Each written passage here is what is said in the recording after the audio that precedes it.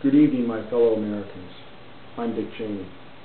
Recently, President George W. Bush, whom I consider not only to be our nation's chief executive, commander-in-chief, but also a dear, loyal friend, has come under intensifying criticism.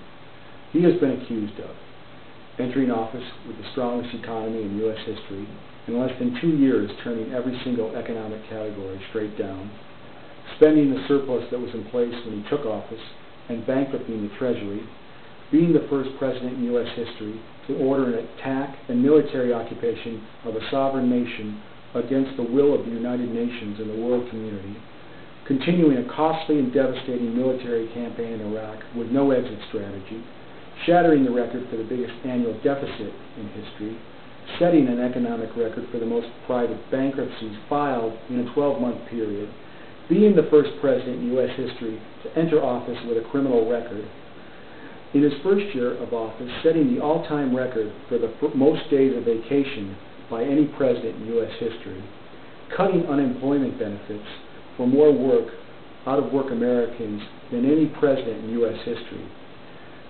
set the all-time record for the most foreclosures in a 12-month period, being responsible for the highest gasoline prices in U.S. history, and claiming ignorance when informed of the existence of $4 a gallon prices, cutting health care benefits for war veterans, dissolving more international treaties than any president in U.S. history, presided over the biggest corporate stock market fraud of any president in U.S. history, failing to fulfill his pledge to get Osama bin Laden, dead or alive, removing more freedoms and civil liberties from Americans than any other president in U.S. history.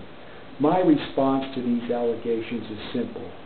Leave George Bush alone! It's easy for you who have lost your jobs to criticize this great man for your problems. Do you think you're the only ones paying high prices for gas? Well, do you? President Bush has to drive in a car too. Sure, it's a limo, but he looks out the window and sees those prices. He sees those price signs every time he goes by. GW has feelings just like all of you. He has to watch the news and hear what a crappy job he's doing every day. Well, do you have to do that? Well, do you? I'll bet none of you have to listen to David Letterman and Jay Leno make snide jokes about you. I bet you don't. I bet most of you never even started a war. So just shut up. All of you. When Kenneth Lay died, he couldn't even go to the funeral. He had to stay home. Do you think President Bush is not affected by our economy? Well, he is. He'd like to go out and party with Paris Hilton and Lindsay Lohan and all the other girls, but he can't. You know why? Because he knows that the press will make a big deal about it and judge him, and he wants to cut loose like everybody else. Every time he's shown on the news dancing, they show it and make fun of him. How would you like that? Just leave him alone. He'll be out of office someday, and you won't have anyone else to pile on then. And who are you going to pile on? All of you just shut up and go away.